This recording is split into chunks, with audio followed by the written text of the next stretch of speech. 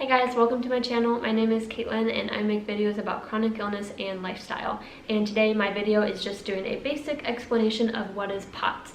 POTS is the main chronic condition that I deal with. I've had it for almost 5 years of my life.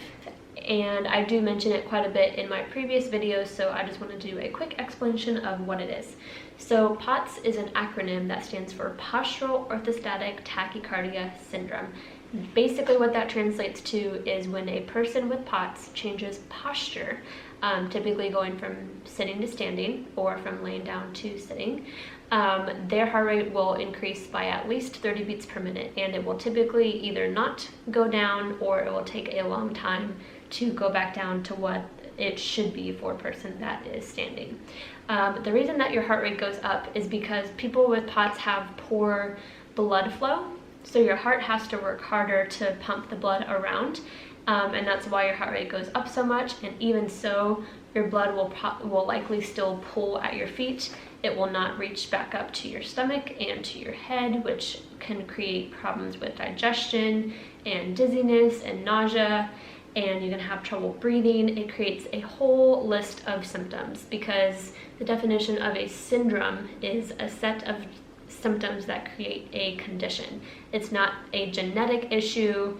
It's not something that's broken in your body that can be cured. It is a set of symptoms. POTS is a subtype of dysautonomia, which is the big umbrella term that POTS lies underneath. And dysautonomia stands for dysfunction of the autonomic nervous system. And if you're not familiar with that, the autonomic nervous system controls the automatic functions that your body does that you don't have to learn how to do. Your body just knows how to do them, like breathing, digestion, heart rate, blood pressure, blood flow,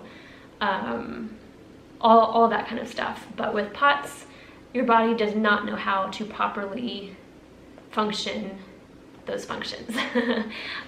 So people with POTS can have a whole wide range of issues because your autonomic nervous system runs through the majority of your body. That is also what makes POTS a spectrum disorder, is because it can affect so many different things. People have so many different combinations of different symptoms. So some people, they might have POTS, but they can live a pretty normal life with working a full-time job and having a family. And it's just kind of like on the sidelines of their life. And then there are people on the other side of the spectrum that can't work a full-time job, can't go to school. They have to pretty much spend most of their day resting in bed. And then there's obviously people in the middle. I am more like right here. I'm mostly in the middle, but I'm slightly towards the more disabled side of things. I don't consider myself disabled, but I'm not able to work a full-time job. I'm not even a full-time student. I can only take a couple classes at a time, and I can work for a couple of hours each day. It is estimated that about a quarter of people with POTS are on this side of the spectrum, where they can't work and they can't have a job, and it majorly affects their life. So not everybody with POTS is that way, and it just depends on what your treatment is, what works for you, what kind of access you have to medical resources, and just how you're able to maintain POTS yourself on a daily basis. So it's different for everybody. As I briefly mentioned before, there is no cure for POTS. There are many different treatment methods and ideas. A lot of people can take medications. There are natural supplements, and then there's also different lifestyle changes you can make that include like drinking more water, exercising, increasing your salt intake, finding the balance between active and rest. Typically medications and lifestyle changes go together. When you are being treated by a doctor, they recommend doing both things. For me, I've taken quite a few different medications for POTS, but I am very sensitive to medication, and I also have pretty adverse effects to them, and they have never helped my POTS symptoms specifically. They usually make things worse. So I'm kind of done with that whole aspect, and so right now I'm mostly just focusing on the lifestyle side of things and just maintaining my daily life that way. For me, the biggest part of adjusting to POTS when I was first diagnosed was just learning what my everyday life is going to look like. And for people with POTS, that can change on a monthly basis, even a weekly basis. For me, it's typically about month to month. I have fluctuating symptoms. They'll come and go in phases of life, and so it just depends on what my group of symptoms are for that month and what I can handle on a daily basis.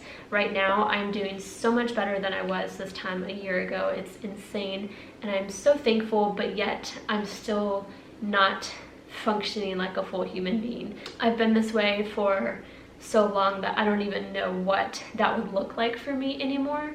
And I don't say that to get sympathy or anything like that. That's just my reality. Is I've gotten so used to this, how I live my life, and this is how I have to handle things, that I don't even feel the need to imagine what that side of life would be like, because I know I don't have it yet, and I'm going to be very sad if I try to dream about it for too long. So I need to stay in my reality, can come to terms with it, and accept where I am right now, which I feel like I have a pretty good grasp on. So yes, that is POTS.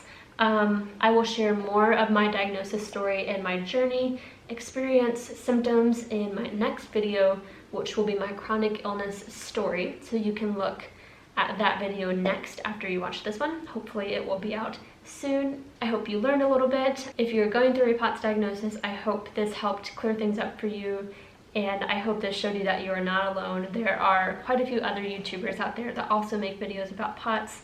You should definitely continue looking up this topic on YouTube if you're looking for more support and guidance on this topic and this diagnosis.